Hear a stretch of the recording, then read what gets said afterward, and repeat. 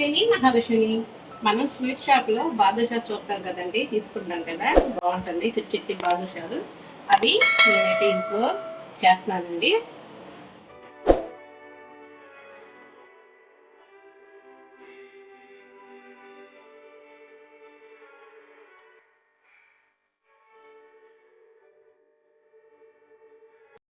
అయితే బాదుషా తయారు చేయడానికి నేను మైదానే తీసుకుంటున్నాను. గోధుమ పిండిని అయితే తీసుకోవట్లా, ఓన్లీ మైదానే తీసుకుంటున్నా. మైదా 2 కప్స్ వేసుకుంటున్నా.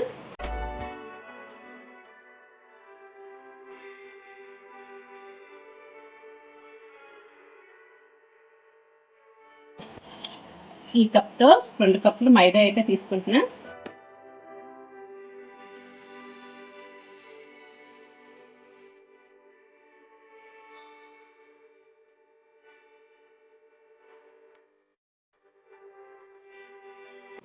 కొంచెం ఉప్పు,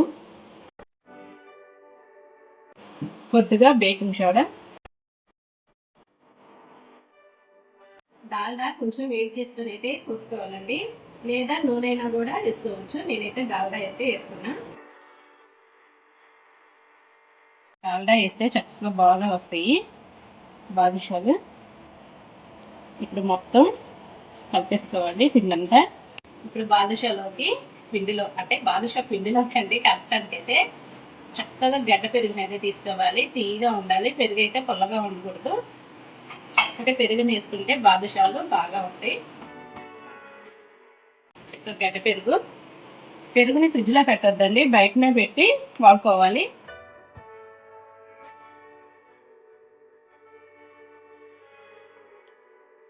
ఇప్పుడు చక్కగా కలిపేసేయండి.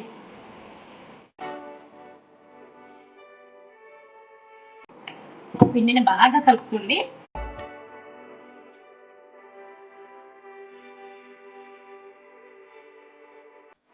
పెరుగు డాల్డా వేస్తే ఇలాగ వస్తుంది పిండి, చక్కగా లేస్గా ఇలాగ వస్తుంది పిండి.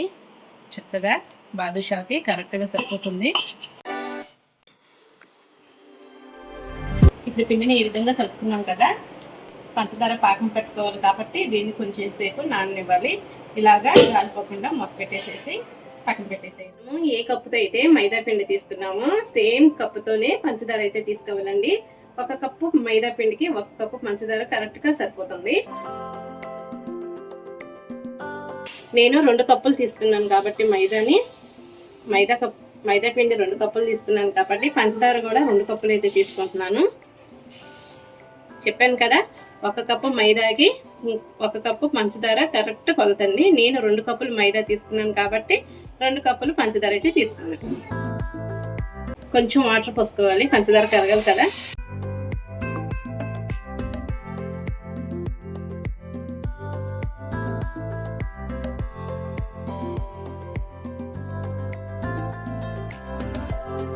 పంచదార పాకంలో యాలకుల పొడి దంచుకొని వేసుకోవాలి.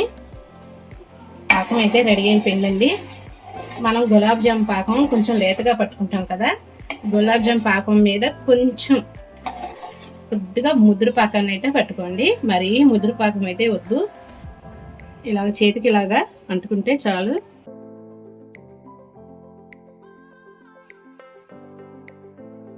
పాకం అయితే రెడీ అయిపోయింది.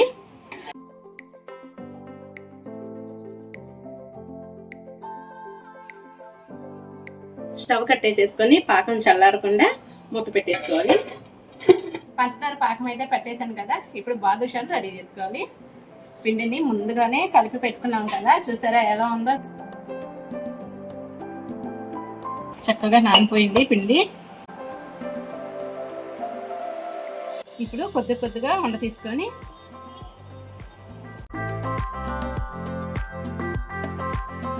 ఈ మాదిరిగా ఉంటే సరిపోతుంది. ఇప్పుడు బొట్టనీళ్ళతో ఇలా మధ్యలో ఇలా హోల్ పెట్టేసుకొని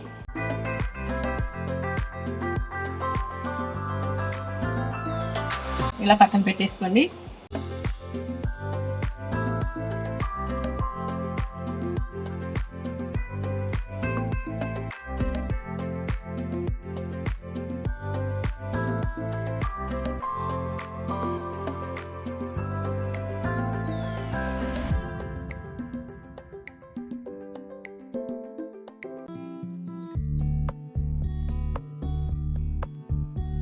అన్నీ ఇదే విధంగా తయారు చేసేసుకోండి. అలా పెట్టుకొని నూనె పోసుకొని వేడి చేసుకున్నానండి. బాదుషాలు మొత్తం ఇలా చేసేసుకోవాలి. చిట్టి చిట్టి బాదుషాలు చేశాను.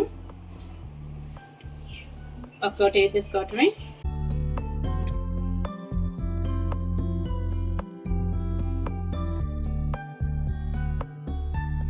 నూనెలో సరిపడా వేసుకోండి.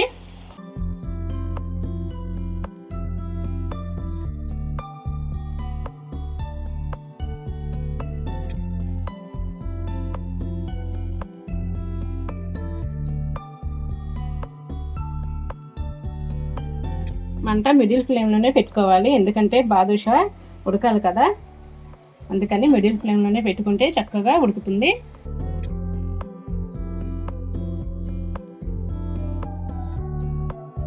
బాదుషాలు అయితే ఏగిపోయినాయి. అన్నిటిని ఒకేసారి తీసేసుకుందాం.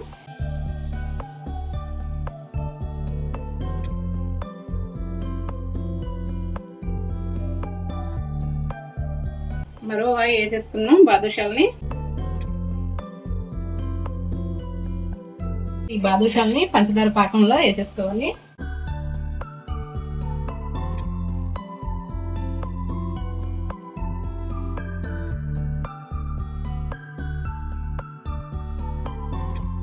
ఇలా తిప్పుకోండి రెండు వైపులా.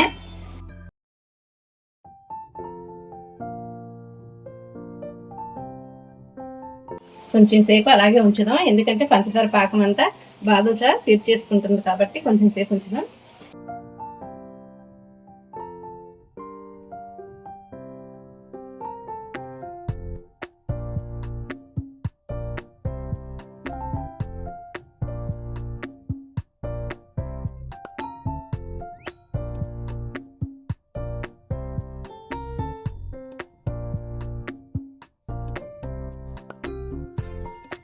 పంచదార పాకంలో నుంచి ఈ బాదుషాలను తీసేసుకోవాలి.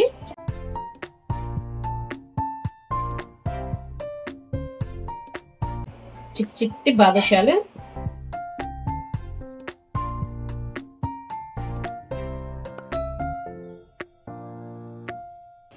ఆ వాయి తీసేసాం కదండి, ఇప్పుడు రెండో వాయిని కూడా బాదుషాలని మళ్ళీ పాకంలో వేసేసుకోవాలి. ఇంతేనండి, చాలా సింపుల్ గా చేసుకునే బాదుషా.